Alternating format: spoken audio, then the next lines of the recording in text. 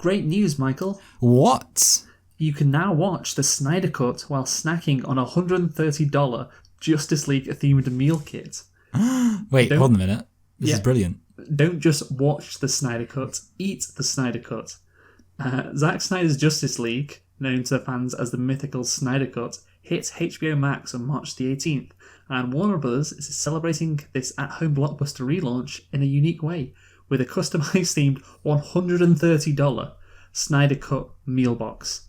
Described as the first of its kind, immersive at-home dining experience for customers in the US and the UK, they're teaming up with Wonderland restaurants.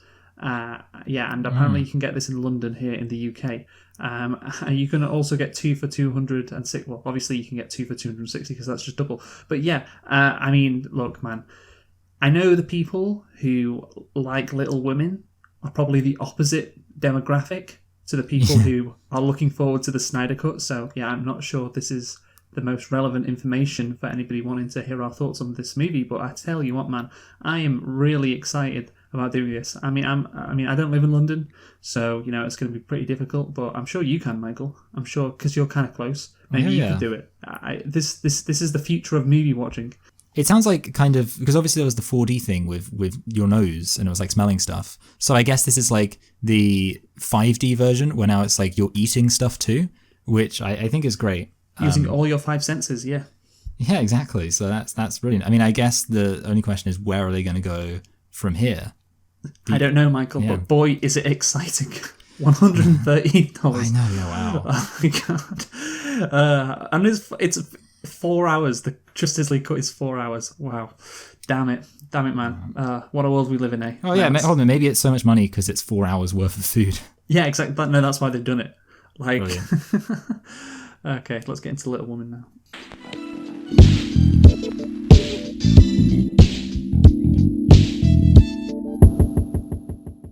Hello and welcome to Select and Reflect, the movie review podcast where we look at films that have come out in the near and distant past, we give them a couple of watches and evaluate them beyond first impressions. I'm your host Michael, and I'm joined as always by my co-host Luke, and this week we are continuing our celebration in anticipation of the Oscars, and we are going to be looking at films that have been nominated for Best Picture, and in this case it will be Little Women. So Luke, why don't you tell us a thing or two about Little Women? Sure thing, Michael. So, Little Woman... Oh, yeah. Have you been singing that? Yes, I have.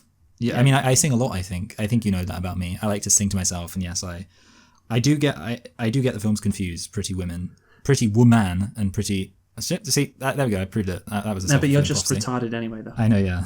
Yeah. So, Little Women is a 2019 American coming-of-age period drama film written and directed by Greta Gerwig.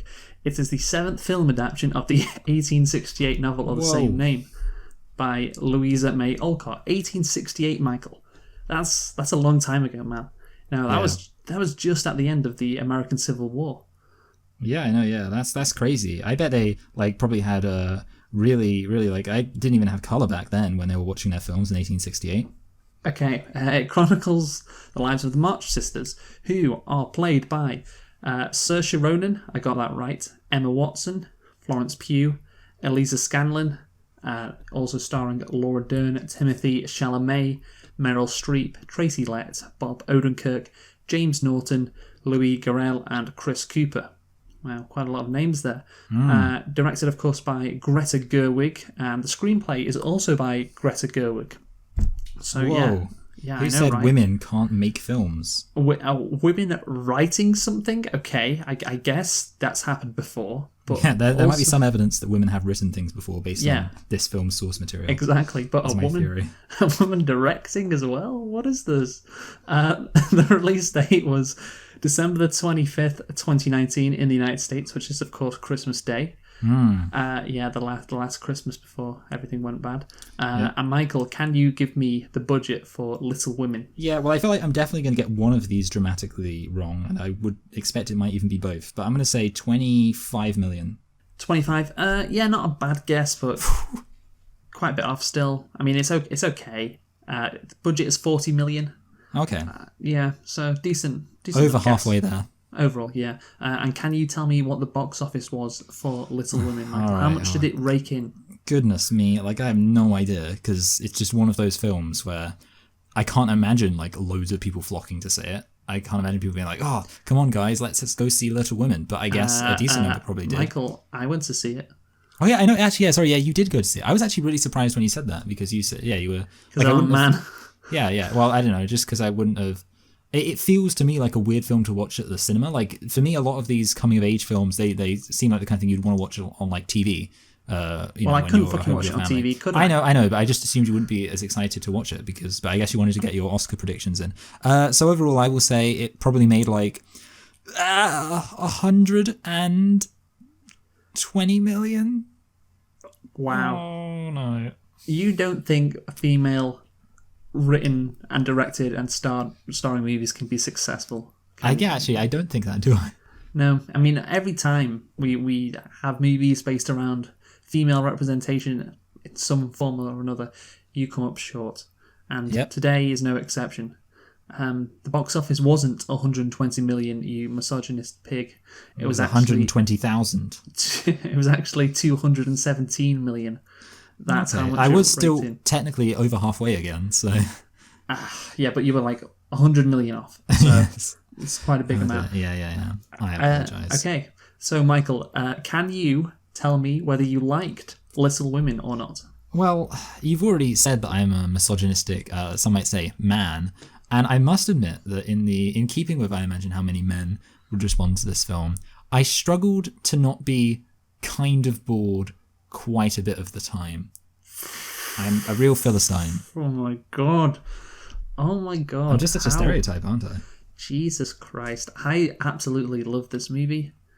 I adored it. I loved it when I saw it in the cinema for the first time, and I loved it while I rewatched it. You love films with women because you really like Lady Bird too. I guess I just love women. Yeah. No, if anything, I guess I just love Little Women. Wait a minute. Hold on there for a second.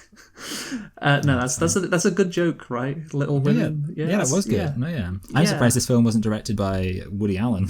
Or based on last week, Roman Polanski. Oh yeah, that's true. Yeah. But obviously, no. The thing is, I did love Lady Bird. I genuinely did. That was directed by Greta Gerwig. Also starred Saoirse Ronan. Yeah. Maybe you love Saoirse Ronan. Have you seen Brooklyn? No. So you should watch Brooklyn because trends indicate you'll love Brooklyn. It's trending that way. Yeah, that was a break. Brooklyn was 2015? Oh no, she was in that movie in 2014 with that Texas director, that really twee guy. Wes Anderson. Wes Anderson. I was thinking in my head it was Hans Christian Andersen, and I was like, I know that's not right. Yes. Wes Anderson and the Grand Budapest Hotel, of course. She was in that in 2014, so maybe that was her breakout role. I can't remember. But anyway, so Little Woman. Overall I think it was alright. It wasn't amazing. It was good.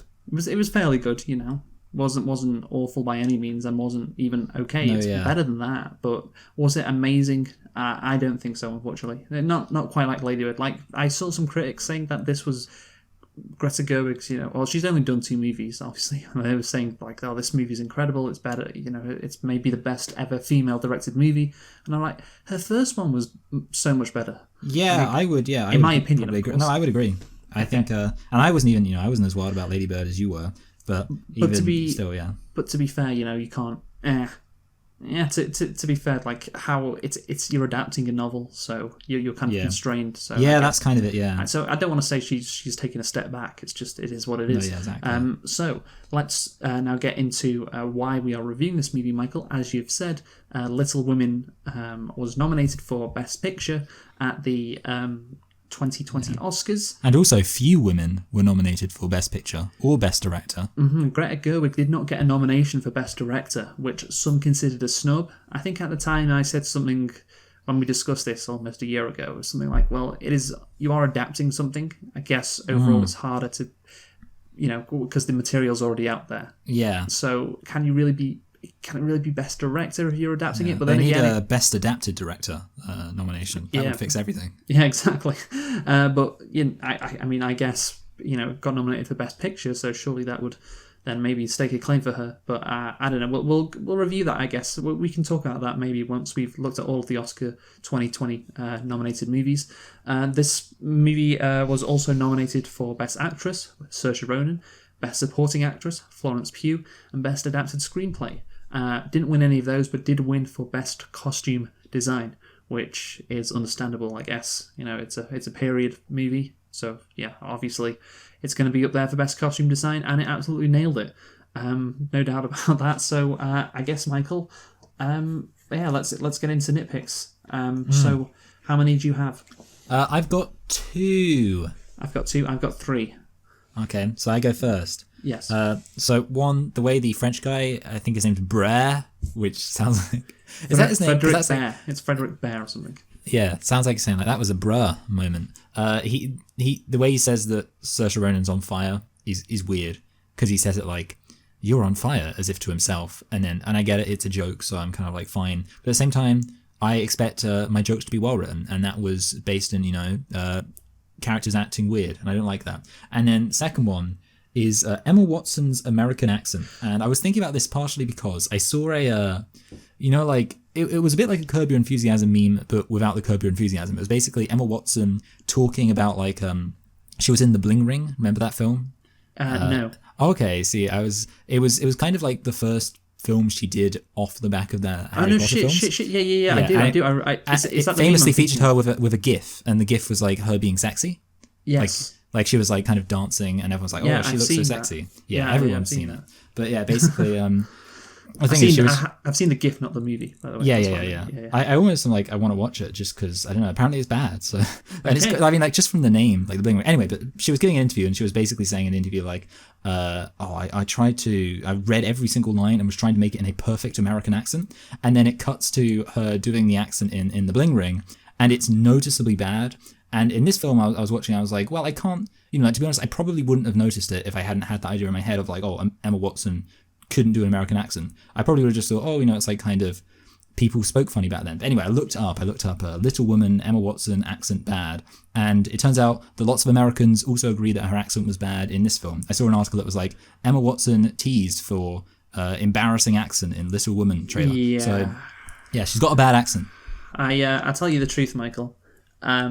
When I watched this for the first time, I was just watching it with my friend, and literally whenever she talked, I had to say, "Oh my god, she can't do an American accent." Yeah, good. Every time I was like, "Oh, this is really bad. She can't do it." I was going to bring it up later when discussing her character. Yeah. I was thinking actually. See, I was thinking it could be not a nitpick, but I decided since I didn't have as many, I'd make it a nitpick. Yeah, but damn, yeah, she's not good. And thank God she got cast as fucking Hermione Granger. Yeah, I know. Thank God that. Yeah, because that's the other thing I was thinking. Like, I've never seen her do any acting in her life. No, I've never seen her. She was in Beauty and the Beast. Yeah. I've never seen her be in a film where she's actually had to do anything I would consider to be remotely close to a proper acting performance. Like, emotionally resonant or anything like that. So who knows? Maybe she's secretly a terrible actor, like you say, just getting by on the secret like that. Oh, yeah. I mean, she just wasn't that great. And I mean, yeah. Look, let's not harp on Emma Watson. I mean, I say she would have been screwed. She went to a private school, I believe, so I think she would have been fine anyway, even if she didn't get her dream acting job. But anyway, my nitpicks, Michael, for Little Women. There aren't enough men in this movie. No, I'm kidding. Wait, have you ever seen the video of a guy who was talking about Black Panther, and he said it became a bit of a meme, but like a kind of an obscure in-joke meme. He said, there are a suspicious number of women in this film. Did he? He said it was like, I don't know if you ever heard it. The channel's called No Bullshit. And basically the video was That's like, great. Black Panther is an SJW nightmare or something. That was like the name of the film, the name of the video. And he's just like, you see this black guy standing there, and there are a suspicious number of women around him. That's the thing. They actually think like that. They can't enjoy things without thinking, wait, is there too many women in there? Is there that character? Yes, I like them, but they're black. Yeah. Like, I don't like, just instead of just enjoying stuff or not enjoying stuff or critiquing it for SJW shitty fucking bullshit reasons. Why can we have an all-female reboot of the Ghostbusters, but we can't have an all-male reboot of Little Women? Yes. Male review of it, Little Women. Little Men. Yes. good. Yes, and they all the Timothy Chalamet character. Yeah. Oh good. god, great. Yes, I'd love to see that. I feel like you haven't gotten around to a single one of your No, nitpicks well, that's yet. because I haven't, because you keep distracting me. We're having too much fun. Okay, so my first nitpick, it's not that there are too many women. It's actually that there are too many fucking adaptions of this book. Oh yeah, that's fair enough. Because here's the thing, there's about 4.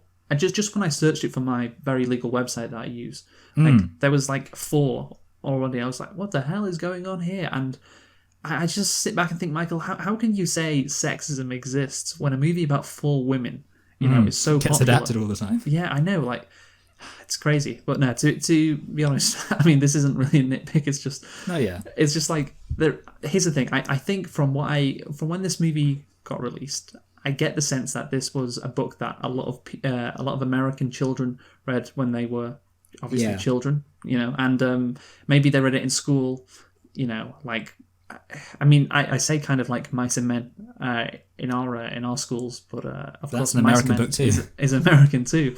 Yeah. But of course, I had never heard of this novel until this adaptation. I had, so I guess I'm, for once in my life, I'm more woke than you. I know, right? But that's the thing. I just didn't know, and apparently it's a really popular thing. Everyone knows about it. Everyone, like, there's so many adaptions, and I'm just sitting here like, oh shit, okay. And I guess this is the difference, because I know a lot about American culture, but I didn't grow up in America. So if I did, I'd know about this. Yeah, did. Yeah, I mean, I never had this book read to me, but I mean, I tell you what, I know it from apart from anything else. The scene where Moses is reading books to little children in the hospital, and he's like, and then they realized they were no longer little girls, they were little women, and he's like crying. No, I swear, I said that constantly to my friend when we went to see it the first time. They weren't little girls, they were little women. Yeah, just I know you're the man who reads to sick children at the hospital. Yeah, that's where I knew it from. Absolutely. God, So, those are the days, when you can watch a movie and just joke about it. Wow, Yeah, I miss that.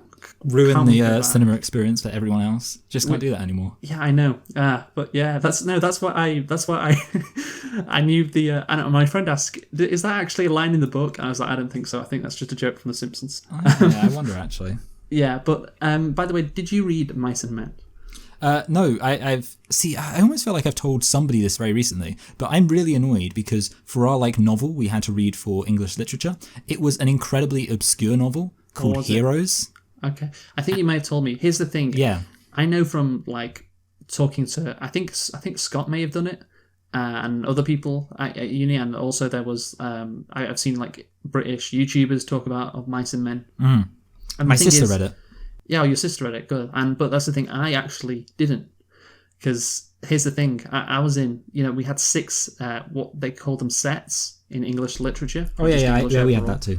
And I was in set 1, baby. Set 1, the best. The best. I was in set 3 for a little while. I moved up to set 2. The thing is, in year 9, my English teacher absolutely hated me, and I got moved down to set 3 after that. But the funny thing is, the teacher in set 3 was actually better than the teacher in set 2. So basically, I ended up, for all of my coursework I did in the first Michael, year... look, I was just making a point about how I didn't actually read Of Mice and Men. I read To Kill a Mockingbird instead. Oh, that's a better book, I assume. Yeah, that is a great book. I'll tell you what, it's a really good book. It gave me no advice on killing mockingbirds, though. Yeah, exactly. That's another great joke. But that's the thing, there are some books which, and of course, To Kill a Mockingbird is also American. Some classic American literature which you read, Mice and Men, To Kill a Mockingbird. Even though a lot of my friends, of course, read Mice and Men, because everyone else apart from our class read Mice and Men. But I never read this, and I never knew about this. And this goes to what I think for this review. I think I need to point out, I'm not that knowledgeable on this, and I imagine other people who have watched this movie will be quite a bit more knowledgeable on it because they've grown up reading the book and they've seen various adaptations of it. And I'm just coming in. This is the only Little Women adaptation I've ever seen. Yeah. So there is that. Now let's get into my second nitpick. That was my first nitpick, wasn't it? So anyway, none of the sisters look that much older compared to... So it says there's a 7-year that's a good gap. point. So it's 1861 to 1868, I believe that would make sense. They all look exactly the same in 1861 as they do in 1868. Yeah. And considering one of the kids. I guess she dies. I don't know when she dies, but she dies. Yeah, Beth. Yeah. She's meant to be like 12 at the start, so maybe she died when she was like 14. But for example, Emma Watson and Saoirse Ronan look very similar, just different hair on Saoirse Ronan, and Florence Pugh at least looks a little bit different, and that's because of her fringe. You know, she has a fringe, and then it goes away. The fringe makes her look younger, I guess. But yeah, I'm just like, they don't look that much different. But again, what can you do? Timothy Chalamet as well. He doesn't look any different either. He looks exactly the same. And also another nitpick. None of them look like each other. Considering they're sisters, I would think that would be something quite. I mean, you look at Saoirse Ronan. I mean, I look like my sister. Yeah, good. That's a good. You point. look like your brother.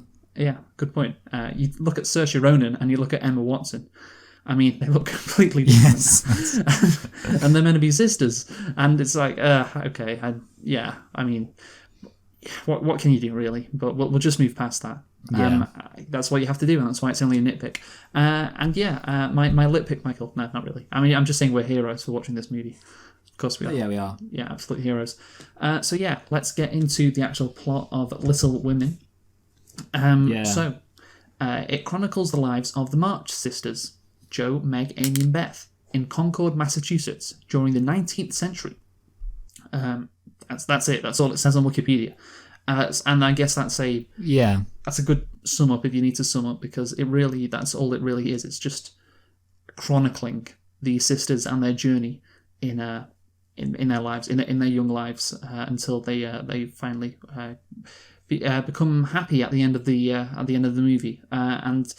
We'll get into the structure first and foremost. I do want to talk about the fact that this to me, I guess we've kind of already mentioned it. It feels like a lovely old American tale, you know, a heartwarming classic, Michael. Yeah, like Huckleberry Finn, but with less racism.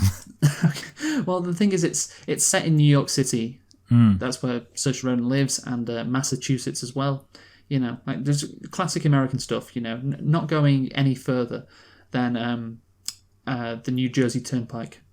Yes. You know, everything stays east of that. Yeah, I think that kind of harkens to what I said about how it's the kind of thing you'd want to watch on like the TV, and it's why I find it so strange that people would go to see it at the cinema. Like, what weirdos would do that? Because someone who's never seen it before. I know, yeah, but I do think to myself, like, it's a cozy film, and I do like that. Like, I do, even, I mean, I haven't seen many films. I've seen like some of the Jane Austen like adaptations, like Pride and Prejudice, and when I've seen them, it's always been with like my family in the lounge, all cozy. And I think that's kind of the way to watch these films. I think it is a bit sad that presumably both you and I watched this film on our own, just sat in our rooms, because I feel like it's kind of not the film to do that with. Because it is a very cozy film. It feels like a very like a holiday, a bank holiday, or Christmas or whatever, like BBC One at 5:45. Kind of movie.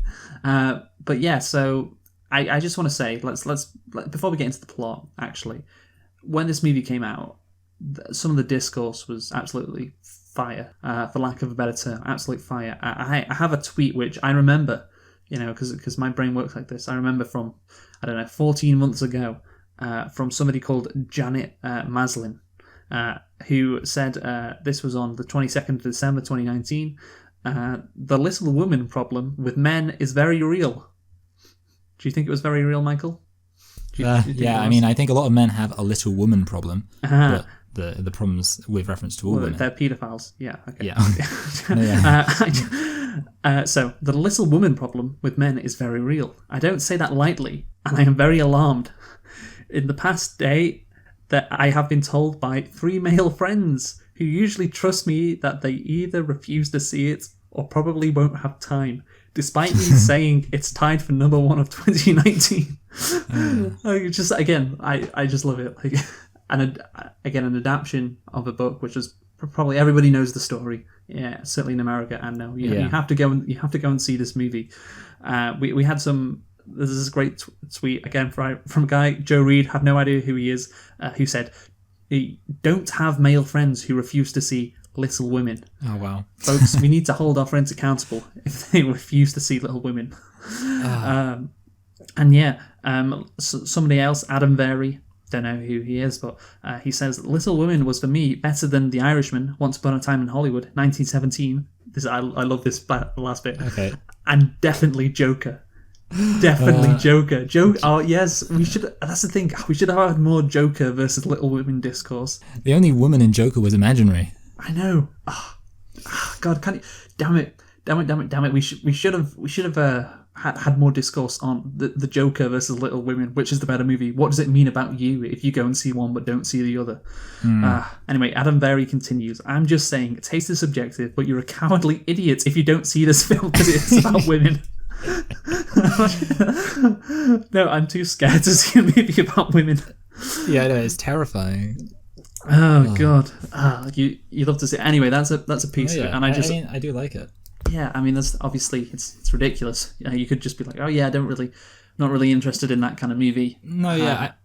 I think it's fair enough to say like that it's probably true that there are some internal, I guess the kids would call them biases, that men might be predisposed to have that would make them less interested in this kind of film. But it's sort of like at the end of the day, there's no way around that. Like I can admit that there's probably an aspect of, I guess patriarchy that has caused me to be like, I don't really fancy watching this film. But at the same time, I can't just like stop doing that because I'm not woke enough. Like, you can't just choose to just be like, okay, now you said it's sexist. I like Little Women now. But yeah, unless you have to go and see a movie every week, and then it's like, I just don't really feel like seeing Little Women. It's you have to go and see it. If you saw Joker, you have to go and see Little Women. It's like positive discrimination. It's like you don't have to watch any other film, but you have to watch Little Women. Yeah, you have to watch Little Women. There's women in it, so let's go and watch it. But yeah, that's some of the fun discourse, and I do feel like since the pandemic has happened, we have been sapped of that discourse. And yes, it is ridiculous, but it is so fun. And of course, when we review Joker in a few weeks' time, I'm gonna love it, Michael. But we're gonna have to talk about the reaction to the movie, or the pre-reaction. I guess that was what it mainly was, which I found so good. Yeah, the Joker. Sorry, that's gonna be such a long. Like I already know the Joker thing is gonna be the longest one we've ever done because there's so much around it. We better not rate it higher than Little Women, though. We better not. Don't worry. Yeah, okay. Because this movie, it's by women for women. I saw another take actually. It's kind of similar to what we've been discussing, which was like you can only watch Wonder Woman if you vote for Joe Biden and Kamala Harris. Wonder Woman 1984, of course, which came out recently. You're only allowed to watch that if you vote for Biden and Harris, and obviously that's people must be wishing they voted for Trump then. Yeah, exactly. Yeah. Don't threaten me with a good time. Yeah. Yes. Okay. But yeah, films are they're just films, Michael, or movies, as they say more in America. They're just movies, and yes, they can say stuff. Just eat your popcorn. You know what? If you go to see one, or if you like one more than the other, it can say something about you. I guess it can, but more than often. Especially if you just choose to see one or the other, and I don't know, I like this one better. I don't know.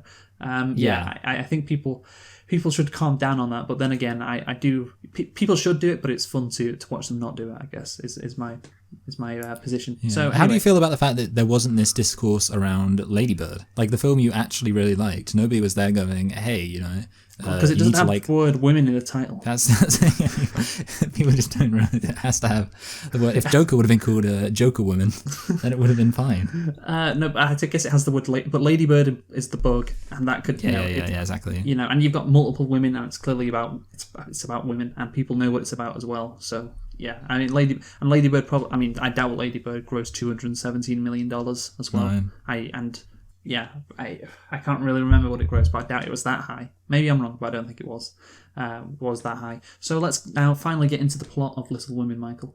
Spent a lot of time talking about the film because, I think it's fun. But first, the structure of this movie. So this apparently, I did some research. This is different to how, I guess, the book is structured and how most adaptations are structured. It goes back and forth between when all the main characters are young and when they're all grown up and a little bit older, and all of their dreams have been crushed. Yeah, I mean, obviously it's very easy to get that, Saoirse Ronan dreams about having her wonderful Christmas when she's on the train, and then she wakes up and she's back to cold hard reality. Countless times that happens where a character is remembering the good times and it cuts back to the present day. Again, when Beth is sick, there's another example. It just keeps happening. Emma Watson struggling with money, and beforehand she was very happy going to the ball with Timothy Chalamet, her whole life with us is ahead of her, but of course you've already seen she's struggling with money. So did you get that, Michael? That things were a bit yeah. good. I did. You can tell that like there is this aspect of it's pretty obvious. I mean, I must admit it did take me until the second viewing to kind of piece everything together, because I think, as we'll probably get into, the film is I mean, it's a bit all over the place in terms of its structure. So it's kind of like that's what it's like Memento. Yes, exactly. It's like Memento, but everything's going in the same direction. Yeah, so the opposite to Memento. No, I mean, obviously, it jumps around like Memento. But yeah, that's the thing. I mean, although in some sense, actually, the fact that you do get it jumping around the timeline all over the place means that sometimes the point can be even more obvious, because it's like you'll literally get like smash cuts from one thing to the other. Yeah, that's what I'm saying. It's like it's especially like that, and the structure is used so it can really hammer home how bad things turned out to be. Yeah, but I don't like it just because I would say I like this to, I guess, just having their childhood and then them growing up, just miserable, because you can compare things more easily, and that's it's nice, I guess. And also when you look back on the earlier scenes in their lives, obviously not chronologically in the movie, just in their lives, you can see. There's a bit of nostalgia. Maybe that's the best word. You see, for example, Timothy Chalamet and Florence Pugh when they're in Paris, they're arguing. Florence Pugh says, just because you got rejected by Saoirse Ronan, should I start calling them by their actual characters' names? I don't know. Like I feel like if you try, you'll fail. So you should just. No, I'm going to go for it. I'm going to go for it. I can remember female characters. Maybe you can't, but I can. I can remember female actresses. Well, clearly I can, as I've demonstrated, but the characters are another level. So Timothy Chalamet's character is called Teddy, but only Joe calls him that, so maybe we should call him Laurie. So yes. Laurie and Amy are arguing in Paris, and Amy says, just because you got rejected by Joe, doesn't mean I can be your rebound. And so then you're like, okay, well, then it isn't going to end well with Laurie and Joe then, is it? Any other scene with them together after that point, it's nostalgic because you're aware of that. And I think playing around with the chronology like that, it does work well. So that's my take on it. Not just because it's nice to compare scenes side by side to just show how bad life has got for these characters, but also if you look at these scenes now and it's like, oh, it's nostalgic, and that's how those characters definitely view those previous times, when they're fighting in the attic or whatever. That's it seems nostalgic now, and that's how those characters, like I said, would see it. So I do like that decision from Greta Gerwig to adapt this tale like that. What do you think? No, I think as always when you with a linear narrative, I think it often makes it easier to have the film be more, I guess, emotionally resonant, because you kind of go on the journey with the characters. Whereas obviously in this case, you have a more omniscient view of everything that's happening, and I would say there was a risk there that could kind of take away from the emotional aspect. And obviously you think about the fact that things are going to go wrong already, but I would say the benefit is you do get a much clearer, it makes theming a lot easier, and as you already said, you can kind of tell like, oh, we know where this story is going, and it can kind of make it a bit more comprehensible. So there's a case of the balancing act, and I would say the film did a pretty good job at the balancing act. I would say that ultimately, I guess it comes down to the very specifics of, editing on a macro scale, where is each scene placed. And I think the end result is, something where you do get a clear idea of what the film is trying to say, and yet you don't sacrifice too much of a feeling of going on an authentic journey with the characters, which you could lose if, it was just slightly more, I guess, incomprehensible with the editing and slightly more erratic. Yeah, I think what you've said is right. I mean, I guess the emotional journey that these characters go on is kind of cut. Well, that's the thing. There's not, for example, when Jo goes to New York, obviously, and she's teaching. There must be moments where she breaks down. As in she's not happy anymore. She's lonely, and obviously you don't really get those scenes because it's already known. Like you cut out, I guess, their journey. Like there's Emma Watson's character, who's called Meg. There we go, nailed it. Meg is sad. Well, she's got no money, and then when she's in her childhood, she's happy. Yeah, you're right. They have cut out that emotional journey, like you say. And yes, I guess, I don't know. Well, that's the thing, the book, from what I've read about the book, again, this is my lack of knowledge coming in, that there's two novels that make up Little Women. There's the first Little Women, which is just about childhoods, and then there's the second bit, which is about them growing up, and then they were combined together. Then they were combined together to make the book Little Women. That's what I read on Wikipedia, so that's why I understand it. So in the book, there isn't that like character arc either. I think that's the case. But yeah, I certainly, if there was a character arc, this would be a different movie. But you know, I guess it's just a case of, well, doing it this way is a bit more different. You know, a bit more different. So, I'm not. My lack of knowledge is really hurting me because I'd like to compare. It sounds like it would be different, and I guess maybe the other adaptations don't have this editing thing going on. Perhaps if you'd seen all the other adaptations, this film with all its funky editing would be particularly refreshing.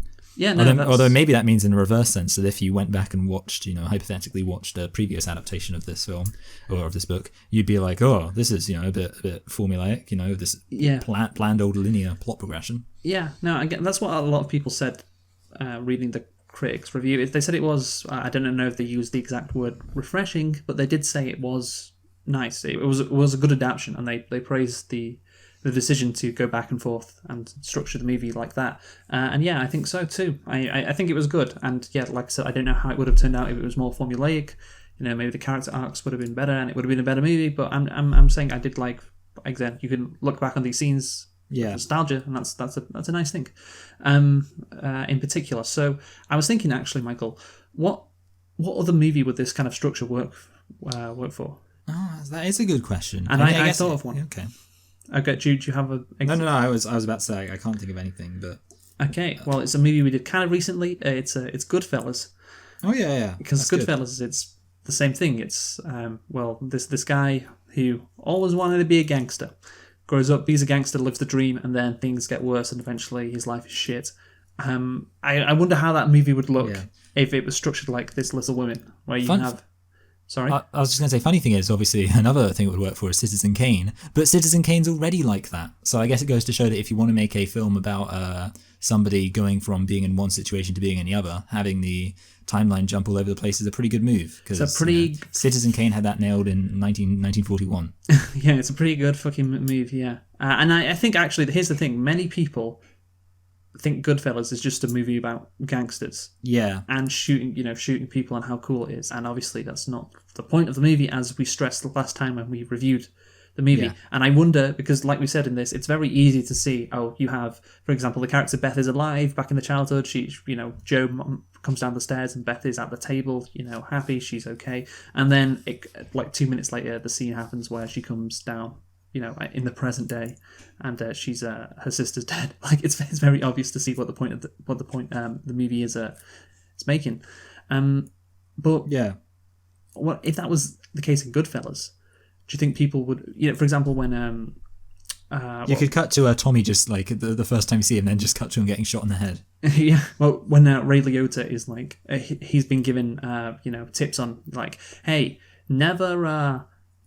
Or was it never rat out your friends? Yeah, then it cuts to him ratting out his friends. And then it cuts to ratting out his friends. And then you have Robert De Niro, like the scene where he's giving everyone money in the bar. It's like Robert De Niro's character, I can't remember what he's called, but he's like, he's the most generous guy. He's putting tips in everyone's pockets. And then it cuts to him not giving any of the people who did the heist with, like Maury, his money from the Lufthansa heist. Yeah, it's like, maybe people will be like, oh yeah, I get it now.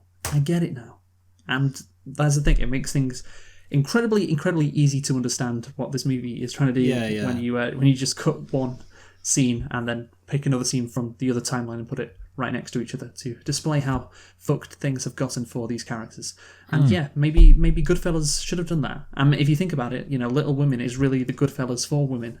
As we know. That's true. Yeah, except I guess the only difference is actually, unfortunately, Little Women, you couldn't really say that they end up in a shit situation because of their own choices. I mean, obviously, an extent you could, but Like obviously with Goodfellas, the whole point is like, hey, these Oh, guys yeah, are there's an different idiot.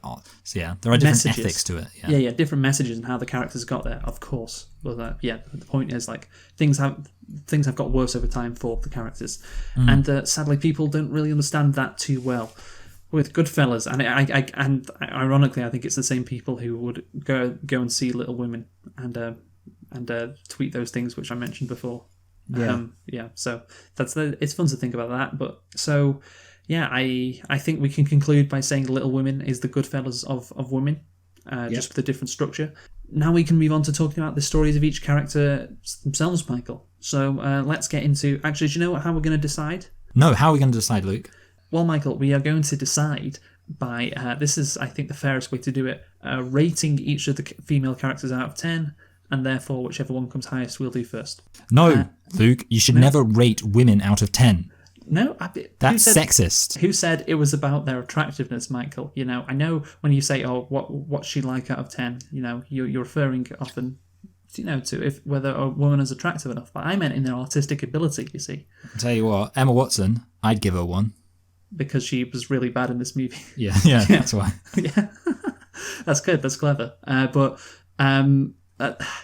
Okay, so I think Jo has to go first because she's the most. She's the only. She's got the man's name. Yeah, of course. She's the only successful one, right? She's the only one that manages to get a book published. Florence Pugh isn't a musician, obviously. Beth dies, so she fails at becoming a musician as well. No, sorry, Florence Pugh's the painter. I apologise. Yeah. Florence Pugh is the painter. She doesn't become an artist, and Emma Watson definitely does not become an actress. So yeah, let's go with Jo first. So Jo, she what's her arc? I guess she's happy. You know, the fact that she's in this little bubble, I guess. You know, with her sisters. She falls in love with Timothée Chalamet. You know, since they're both a bit different. You know, Michael. They aren't normal like everyone else in that house dancing. Yeah, they're not like other girls. Yeah, exactly. Or boys. You know. Yeah. It's like what's it? Those emo like Instagram things. You know, those images. I'm getting it wrong. Yeah. You know what I mean? Yeah, good. Like people who would like Suicide Squad. Yeah, exactly. You know, just the world just doesn't get them. You know, that kind of thing. And so. Jo then, of course, she rejects Timothée Chalamet as anyone would. I should call him Laurie. Jo rejects Laurie, and they don't get together since Jo doesn't want to be trapped in marriage. You know, she wants to be free. But she goes to New York. She's free from everyone. But yeah, she realizes that you know she doesn't like it. She's lonely. As she says, she literally says that she's lonely. You know. And she doesn't feel like she's herself, even though she's she's not married. So yeah, that's it for her. Anything else to say? Well, yeah, obviously, I think you could say she succeeds in that she's the one who tells the whole story. You know, she's the reason why we're hearing the story because she wrote the Little Women. So I guess that's a pretty big success that I wouldn't want to take away from her. Yeah, absolutely. And of course, yeah, she's the one, like we said, that in the end actually ends up following her dream. But here's the thing, Michael. I think we should talk about Timothée Chalamet's character, Laurie, next. Yeah. Talk about a man. I know, right? But, you know... He is pretty twinky. Twinky.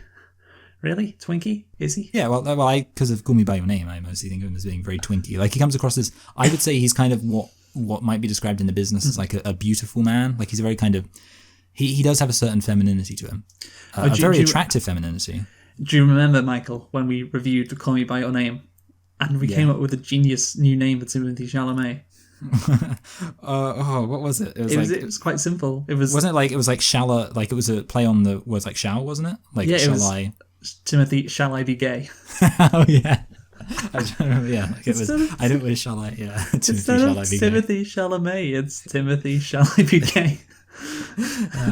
Anyway, so yeah, seeing as he is a gay, let's talk about him because he counts. Yes, I'd like to point out actually his hair is... Who's gay now?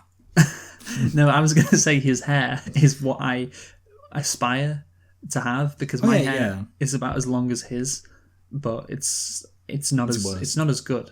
I think having good hair is a really big challenge in life. Yeah, like, I know. Ultimately, you know, I think that's what it comes down to. Because I was going to be like, I was about to say it's half for men, but I realized no, it's like half for women. I mean, even in this film, we see evidence of it being hard. She burns her hair off when she's trying to get curls and stuff. So you think ultimately having good hair, it's a miracle anyone bothers to do it. Yeah, I know, right? But I mean, Timothée Chalamet, he's got good hair. What can I say? And by the way, I was thinking watching this that his character in this, it'll just be like him in real life, isn't it?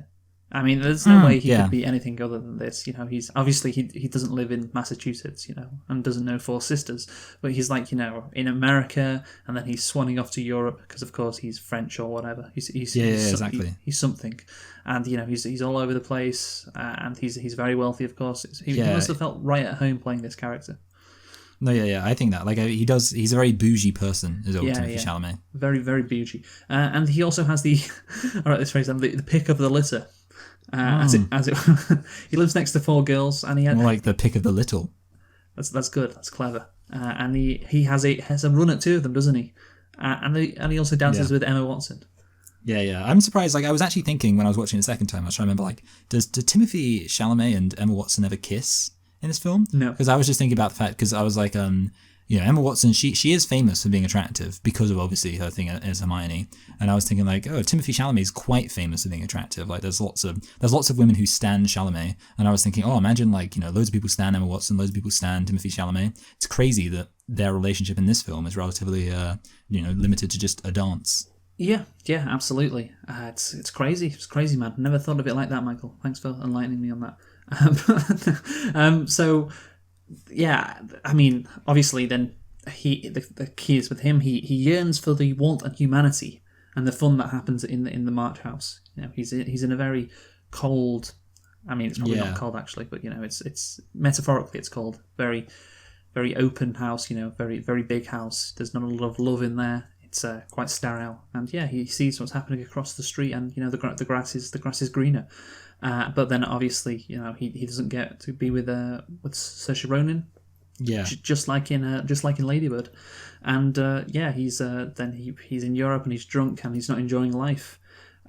So there's that. Anything more to say on him?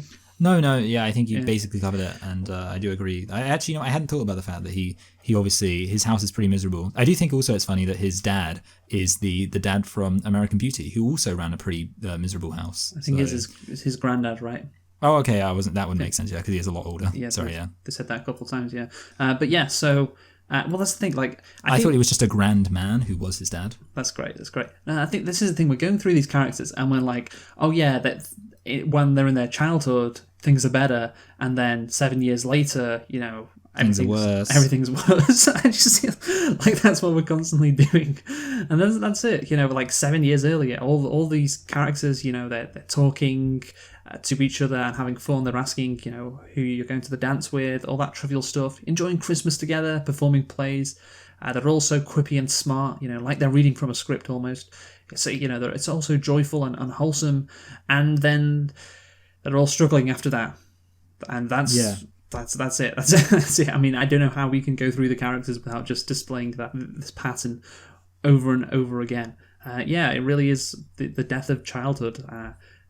Do you remember? Obviously, the pivotal point, of course, is when.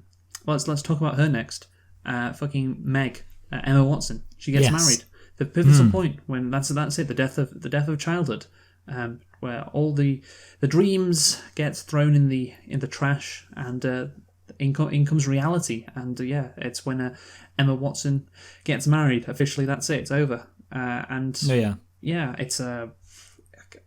anything else to say on her character? Yeah, well, she's kind of the worst one in a way, because she's like everyone else. It's like the choice between being independent but being provided for, or being provided for or being independent. In her case, she marries a poor guy, which is like the worst situation. I mean, why would any woman do that, like back in the day?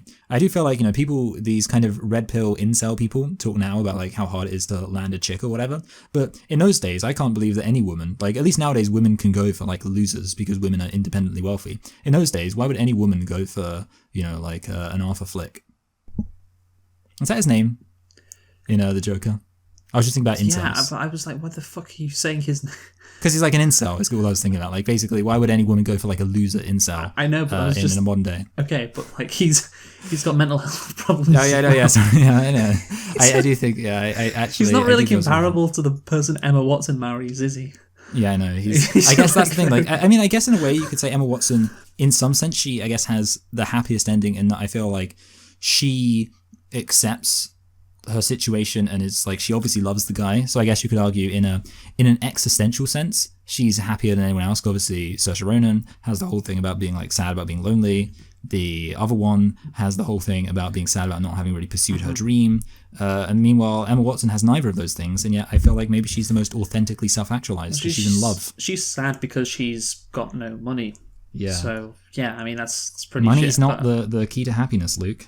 Yeah, but have you ever seen what's that thing? Have you ever seen a wealthy person crying in a Lamborghini? No. So yeah, there you go. But it's true though. Like as another movie we shall discuss later, Parasite details excellently. But yeah, Emma Watson. Let's just end on this. Like she can't do an American accent, obviously, and we've said it, and it's an issue. She fucks up stuff, and I'm just. I just sit there and think, is that your best take? Seriously, is that? I'd like to see you directing a film with Emma Watson, and you'd be like with Stanley Kubrick in the lead actress from The Shining. You'd just be like so angry at her all the time. But the thing is, like, when was it Wendy Davis did The Shining? Kubrick did that deliberately. I know, yeah, to make her seem mental, and this is just her being shit. I mean, sorry, it's like it's your job to act. It's your job. Like, you get paid a lot of money. Can you just please? Every time I hear her, it's like at one point she says, "What did she say?" She says, her character's like, "I can't be an actress." And I'm just like, yep, you got that right, Emma Watson. Yeah, it's so funny that they literally have her be like, it's almost cruel. Like maybe Greta Gerwig has a sick sense of humor. She's like, the woman who can't act will play the actress. She was initially meant to be Florence Pugh's character. She was initially meant to be Amy, but then they saw her audition, and it's like, okay, we're gonna make her Meg. Also, Meg, like it's really Family Guy really did a number on the name Meg. Oh, definitely, for sure. So bad. It's got to be Megan now. If you can't go by Meg, but yeah. There's this line I wrote down when she says, "I want to get married." Like, it's so English. It's so English. It's like, yeah. I can't. I mean, I don't know. Obviously, you said Americans noticed it, and I imagine they would because it's their accent. But as somebody who is English, like like you, I imagine we can spot when our accent is being used. And she was using it like that's. Yeah, I mean, I'm sorry. She has to do a better job. I'm sorry about that. Let's talk about Florence Pugh now. We go from a person who did a bad job in Emma Watson to a person who did a really amazing job. Again, nominated. Sorry. I was just gonna say Oscar nominated. Yeah, I mean, so was Saoirse Ronan, but I think Saoirse Ronan. Oh yeah. She's very good, as is known. But Florence Pugh was really really good, and she's able to do. To bridge the gap, I guess, between this kid and this adult. She was the one who felt least like she was the one where there was the biggest distinction. Yes, absolutely, and maybe that's just her character as well. She goes from like, I guess, a brat to an adult, so maybe it's easy for her. But her facial expressions when she's young, the facial expressions that she can pull off means when she is young it works. Like, she's very good, like looking kind of like sad and mad at the same time. Yeah, like, she's good with that. And obviously there's the Midsummer meme. No doubt you've seen that. Yeah. And obviously, when she's an adult, she can act really well. Yeah, you're right. The distinction between her being a kid and her being an adult, she does it the best in my humble opinion. You agree?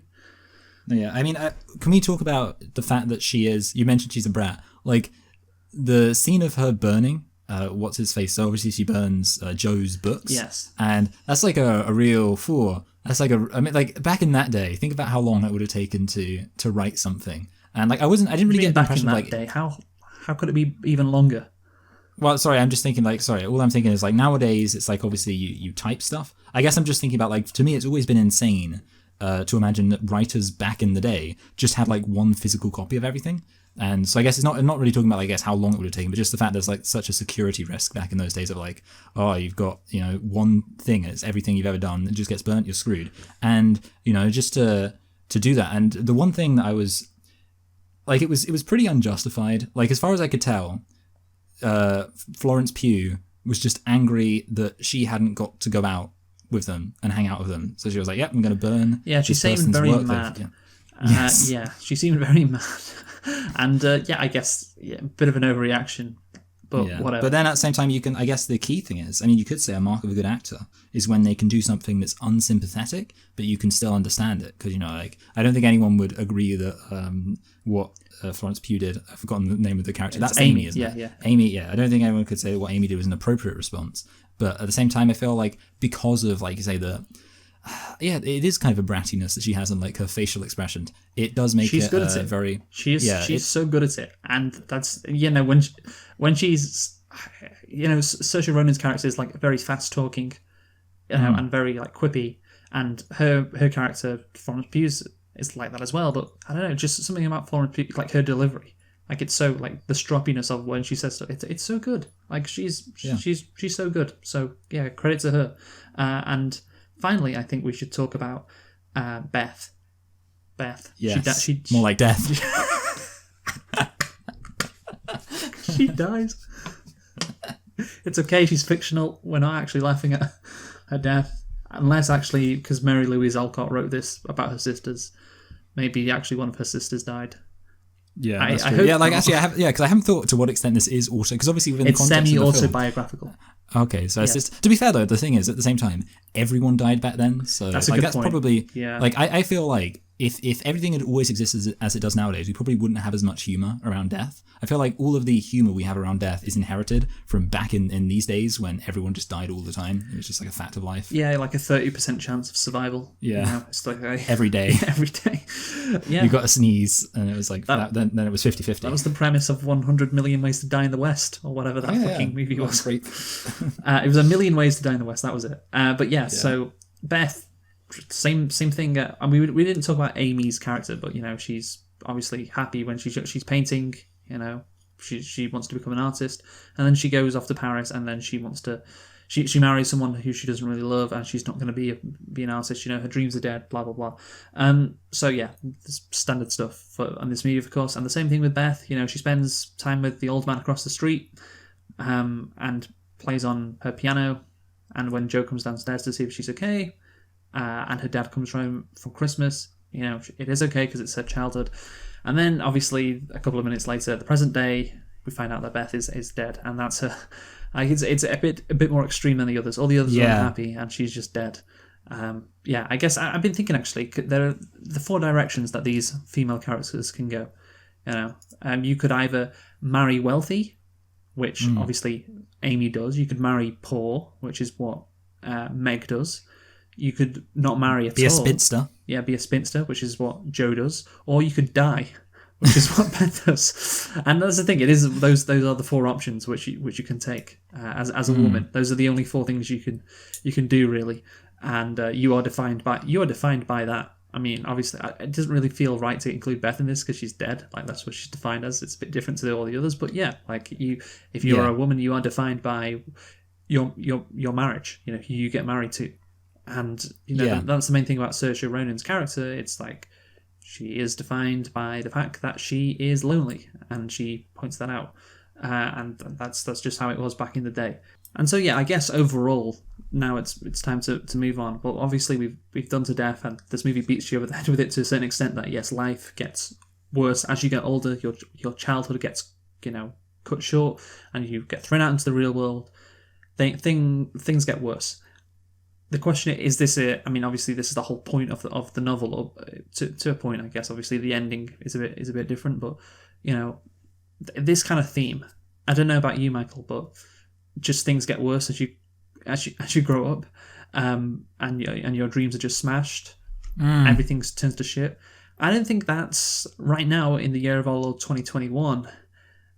I don't think anything else could be more true. Because here's the thing: we are at the age of those Saoirse Ronan's character. I imagine we're about the age, of Emma Watson in the movie, and life right now because of the pandemic, pretty bad, pretty bad, and I don't see things getting better in the near future either. And of course, we've come, like, people our age have basically come out into the quote unquote real world. It's certainly if you went to university, and we've basically, within our first couple of years, been hit with this pandemic, and it's quite bad, Michael, wouldn't you say? It's quite bad. So definitely. I feel like I can relate, especially at this time, sitting in lockdown with thousands of people dying a day because of COVID. I definitely I think I can relate to how this movie feels, or the feelings this movie is trying to portray, with how growing up is and becoming an adult is bad. Do you think it's a timely movie to watch right now? Wouldn't you say? Yeah, I definitely think it would. And also, I mean, obviously, all four of the characters want to get into some form of, I guess, what's called the arts. Obviously, acting, music, painting, writing, and all of those are, I guess, skills or career tracks where I think the idea of failing is very much a possibility. So I think that adds something else to it. And they're also, very standard things for people who want to do that would fall under the category of enjoying what you're doing, enjoying your work. And I think therefore people can extrapolate it to, in general, the idea of wanting to do something that, you're passionate about. And that's becoming, I guess you could say, an increasingly elusive goal in first of all, in our current economy in general, but certainly under COVID. So yeah, I would agree that it's very highly relatable. Yeah, I think that is absolutely accurate. Certainly, like for us, for people our age, it's I think we should all watch Little Women in lockdown. We should all watch it. If you're in your mid to early 20s. But now let's talk about, I guess, there's more themes than just life gets shit as you get older. It's the fact that women are trapped, Michael. They are trapped. Like you said, all these women have dreams of being artistic, but when they grow up, it's not a pandemic or coronavirus which stops them. It's that they are women, and little women at that. No. Florence Pugh says that marriage is an economic proposition, and of course she's completely accurate. Jo wants to break free from that. She doesn't want to marry for money. She doesn't want to marry at all. She wants to express herself, and of course in the end she gets both. But yeah, it's a definite thing which cannot be denied. No, yeah, I definitely agree. And obviously there is the line of the guy who's talking about it where she goes to deliver this book, and the person who's, I guess, the editor or the publisher says, she needs to either die or get married. That's what needs to happen. And obviously that's within the context of what people want from their literature. But yeah, also it's definitely about the situation for women. And, there is that idea of, death is the only true freedom. And that, when death is the only true freedom, that's when you are indeed trapped. And I do think there is definitely that aspect of, because I suppose one thing which I was thinking about is you could make an argument. I think something like say, the film it betrays itself when it has Jo be sad. This is a hypothetical view I can imagine somebody having, because Jo, you could say that her archetype is supposed to be she's a strong, independent woman who don't need no man, but then at the end she's upset. But I would argue that actually that's what really hammers home the point, which is that women shouldn't be shamed for wanting companionship. The problem is with this society is not that women were necessarily expected to get married, but that in getting married, they were forfeiting a significant part of, I guess, their ambitions, which is what you see. That basically Jo, she isn't someone who doesn't want to get married per se. She's somebody who doesn't want to commit to the social pressures that come with getting married because she wants to be an independent person. So I guess that's kind of the tragedy of Jo. Not that she is a willful spinster who, quote, doesn't need no man, but rather that she is somebody who does want companionship, but she wants a companionship that very much validates her independence as a human being. Mm-hmm. Yeah, but that was my thoughts. Yeah, no, she and I'm sure the 1868 author of this story felt exactly the same. I mean, I don't know. Are you saying Marie Louise Alcott wasn't woke enough to? No, I don't know yet. I mean, I would kind of imagine. See, it could be the case of obviously a lot of the time I think people who. So she was writing at a time they wouldn't have had the, I guess, theoretical framework to conceptualize these kind of ideas about marriage and stuff, but obviously can still make the observations. Like I think a lot of women were aware at the time, as indeed Pugh was, that marriage is a economic proposition, and therefore I think they probably had this idea. They wouldn't have had they wouldn't have been able to express it as eloquently as I can with my benefit of over a century of feminist theory in this society we live in.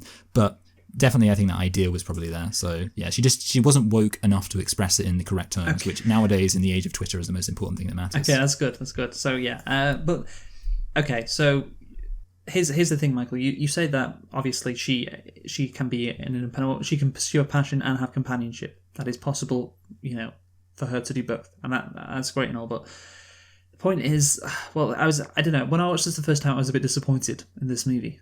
And it's not because it's got women in it. I was disappointed at the end, more specifically, and that's what we're going to talk about now. Yeah, I was like, I love that getting to the end of the movie. I was like, wait a minute, this movie where are the men? Just about women. Where's all the men? I've just realised. Yeah. I don't know why. It reminds me of you ever seen the IT Crowd when they go to see the vagina monologues? It's like a Jen takes to see the vagina monologues, and he's upset. The guy's like, it was just a bunch of women talking. He's like, next time you take us to a show about talking fannies, it better be about talking fannies. Okay, right. Okay, so at the end of the movie, obviously, Jo learns she can be happy and in love and fulfill her passions too, and that's fine. That's fine and all, but. Of course, the publisher, the old guy says, good stories end with the women getting married. That's what the old man said. So therefore, wouldn't it be nice if this movie ended with Jo not getting married? That's what I thought. Because this is a good movie, or this is a good story. That's the point. And I guess you can say, well, it's a story about women, so it's meta and all of that. And the stuffy old man, he's a symbol of the patriarchy, I guess. And she is proven by. Saoirse Ronan's character has proven that she can write stories about women and it can be compelling, but still the central point that the man says is, well, stories about women, they're going to end with the women marrying. And of course, it does happen in the book, but also it happens in the actual movie as well. So wouldn't it have been great for her not to get married and for the story still to be great? Yeah, that's a good point. I was just thinking about that. That would have been nice. I don't know. But the thing is, it is like I know it's a book for children and all, but it is just a completely fairy tale ending, isn't it?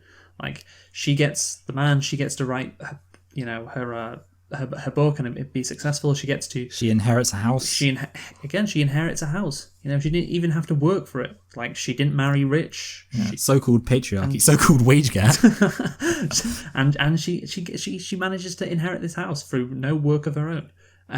Wow. So maybe it just is like the themes are good, and then it just kind of, I feel like it's kind of undercut right at the end with the fact that she gets, she basically falls in line with what society wants from her, not just in what she writes in her novel, but in what she actually does. And I know you're right. Yes, women should be able to, of course, pursue their passions and also have companionship as well. Like you said, it's I'm not against that. I'm not saying she's selling out, but the point is like she just does everything that old guy would want, and I don't know. It just feels like it's a perfect fairy tale ending that doesn't really jive with the rest of the movie. What it's been saying, everybody's happy and all, and I don't know. That feels to me to be like, well, maybe it's like, well, things will get better eventually.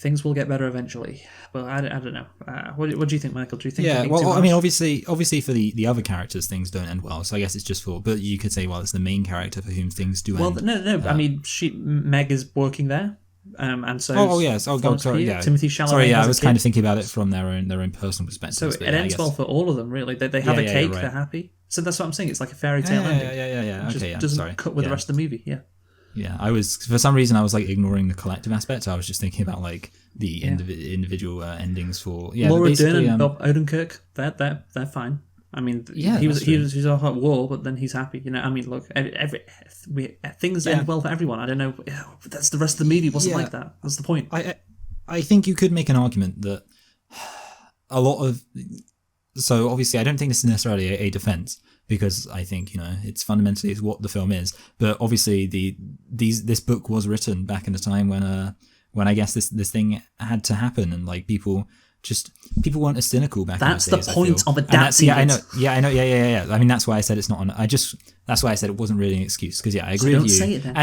And it's I was just saying. I guess I was just providing it for context. Yeah, I know. So I know. you could then jump in and say that's the point. That's the point.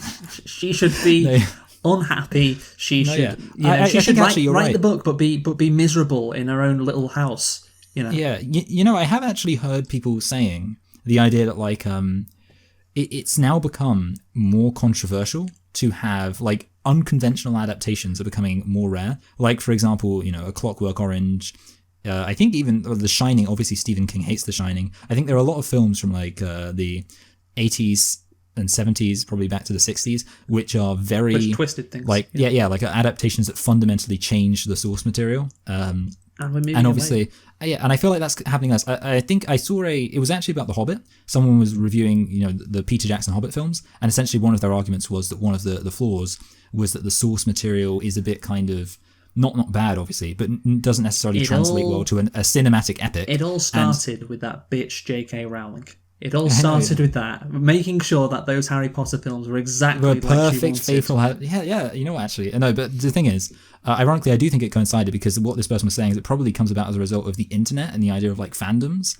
So like nowadays, if you want to, if the character's like, so if today somebody was like, oh, I'm gonna make A Clockwork Orange, but instead of having the ending of the book where it's revealed that it's possible for people to be reformed, in my version, the character's going to remain evil at the end. Everyone would go, no, this is terrible. This person's destroyed it. You'd have all these posts about like, people complaining because who we need to get on that then? As we've seen last week, Tarantino. He loves different endings. He fucking changes. When is Tarantino going to make Little Women? We need a Tarantino version of Little Women, and we need it. No, now. I think you're right. But yeah, that's the thing. I think also, obviously, there'll be more black characters in that movie. Tarantino's Little Women, just because he needs to say the N-word. So yeah, that is true. Yeah, there weren't many in this film. Actually, were there any black characters in Once Upon a Time in Hollywood?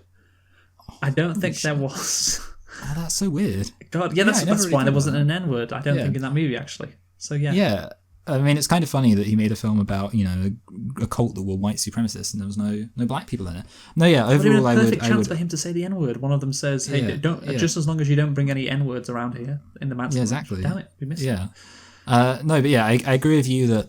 So I guess we got to the point that it could have been adapted to be way more interesting, and they didn't do it, and we're super angry with them. So yeah, I mean, I agree. It does take away from it, and I do think it does make the film. I mean, ultimately, it kind of does make the film a bit more just generic. Like, I think that's kind of the thing about it. Yes, like, it exactly. goes from just, like, I was disappointed by the ending. I can't deny it. And that's this. We'll conclude now, Michael. You've got nothing else to say. I'll start the conclusion. I was disappointed by the ending, I have to say. You set up this movie about how, when childhood's over and you're out in the real world, things aren't as good, and you yearn for that nostalgic. You can just have fun. In this case, with your friend Timothée Chalamet and all your sisters, if you're Saoirse Ronan or any one of them really. But now, the message I guess is things are going to be all right eventually. You just have to be extremely talented and manage to sell this book, and then you can get your own school because your rich aunt then passes down this building, which means you can open up a school, and that'll happen eventually. And and it can all be okay, and you can marry the man of your dreams as well, and everything's going to be fine. And I just was very disappointed with that movie. I did like the theme, especially, like I said, I think it does resonate with people our age right now. So yeah, everyone our age got to go and see Little Women. Just don't watch the last 10 minutes when things finally end, when things, like I said, end like a fairy tale. When this whole point of this movie, I thought, was the fairy tale was your childhood, and in the real world things ain't a fairy tale. And that's it. And I'm gonna give and also there's too many women. Oh yeah. Just need to point that out. Now I think I'm gonna give this like a 7.5 out of 10. Okay. Why? What are you gonna give it? I thought that was. I think that's possibly a bit generous. I'm thinking I might go for a. I'm thinking maybe a high 6. I will say the words before I say the number, even though I just said. Okay, go on. Overall, yeah, I think this film. The main benefits I do think are that it is a nice film. I think we kind of said that, but I do think that there is something to be said for these classic, I guess what they call costume dramas. I think that's the term. Like Jane Austen, things like that. And I do think it is perfectly nice in that regard. I guess the thing is, I almost wish I had seen more costume dramas. Like I have seen some, but I've seen them kind of a while ago, as I implied by the fact that I said that my memory is of watching them with my family. I haven't seen my family in a year, apart from my immediate family. But yeah, I would say that's kind of the thing. Like, I haven't seen that many, and I do think it's possible that if I saw if I saw more and I was like, oh, actually, loads of these are way better, maybe my opinion of this will go down. But I think I will say, because this film is one of the few costume dramas I've seen recently, I'd say it is pretty good, and it's quite entertaining. The themes are nice, but yeah, I think when you do get to the end of it and you do realize, oh, it's just it's just a happy ending. And I also think there is the fact that it is just about like, I guess the thing is, back in the day, being a woman was kind of boring. Like, that's kind of my thoughts. Like, women just, sat around and mostly thought about men. And, I think the problem with that is that it does mean you're watching it nowadays, you're like, man, being a woman in the 19th century sure was boring, but I didn't find it boring, I have to say. No, yeah. I didn't. That's the thing. I guess it's kind of the thing of like, I didn't necessarily find the film boring, but it was just like I found what they were doing boring, which sounds like a small, like a distinction without a difference. But yeah, it's slightly better. What you mean. But I was just like, oh, they're doing boring things, but it's kind of entertaining. I thought the acting was good enough and the dialogue was good enough. Yeah. Apart from Emma Watson. But overall, I would say that I am going to rank this. I've got like a whole lot of. The funny thing is, I've got a whole lot of action films like together. I am going to give it a high 6. Okay. But a very high 6. I'm putting it above Black Panther and below John Wick Chapter 2, which just feels like a really meaningless series of just a really meaningless thing. Like, because that's kind of what I mean when I say I wish I'd seen more costume dramas, because I'm kind of just like, is this better or worse than John Wick Chapter 2? Yeah. I don't know. Okay. Anyway. It's a different kind of movie, but yeah, I think maybe my rating is higher than yours just because I don't know. I wasn't. You love women. Yeah, because I love women. I love women. It's charming. It's delightful, and we like using those words to describe. It was movies. capital. It was absolutely capital. As you said before, people should use that word more. Yeah. People should. It's a great word. So, Michael, what are we doing next week? I'll tell you what we're doing. We're doing The Irishman, because things are being moved around because of the COVID. So the movie we shall be reviewing next week is The Irishman. And yeah, let's see if we rank it higher than The Little Women. Yeah, it is. We have gone from a pretty feminine film to a pretty masculine film. A film about white male privilege. White males using their toxic masculinity to do horrible white male things, and that is The Irishman. So join us next week for that. But we have been selecting and reflecting on Little Women because it was nominated for the 2020 Oscars. We decided, didn't deserve to win probably, but decent enough film. But yeah, I guess it's like you say, maybe it's at the end of the day, it's a book for children. So how good can it really get? But yeah, join us next week for The Irishman. Who have you been, Michael? I've been Michael. I've been Luke. Thanks for listening, and goodbye. Goodbye.